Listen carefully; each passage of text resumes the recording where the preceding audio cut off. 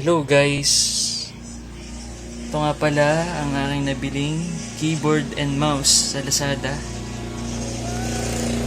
Nagkakahalagang 328 pesos. Kasama na ang shipping fee.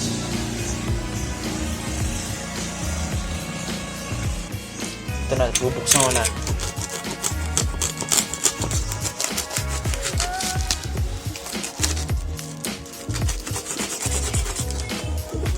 Yan. Pangalan niya ay Suspension Rainbow Light Gaming Mouse and Keyboard Combo GTX300. Chinese brand siya.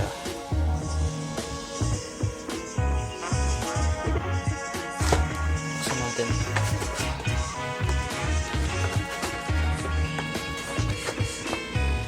Ito yung mga available na kulay. Pwede mong piliin sa LAZADA. Mas parang masastig tong isang ito.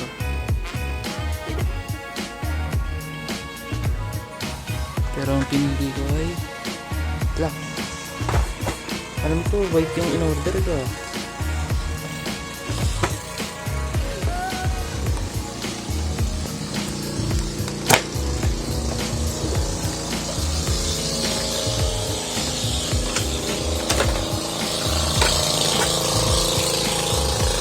Oh, wait pala! Wow! Yay!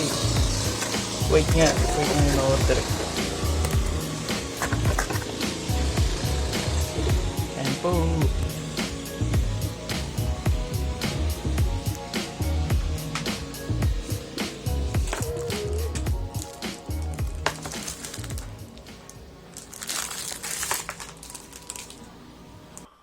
So, ayun nga guys. Kakabit ko na yung keyboard para matesting ko na kung maganda nga ba talaga siya.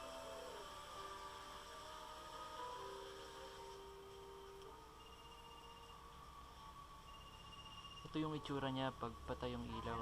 Hindi nakabukas yung backlight niya, yung rainbow backlight niya. At ito naman ang itsura niya pag binuksan mo na. Mas masasabi ko sa experience sa kanya, maganda siya sa presyo niya, mura. Pero yung mouse niya gawa sa plastic, tas walang switch para patayin yung ilaw sa mouse. Pero okay siya. Actually ginagamit ko na siya ngayon pang edit, papindot-pindot. Maganda siya dahil malambot siya eh. Parang old model na keyboard namin dati na pagka pinindot mo parang napakalambot lang niya talaga. So ayan na nga guys, sana nakatulong ulit ang aking maiksing review dito sa GTX300 keyboard na nabili ko sa LAZADA. Thank you guys, like and subscribe.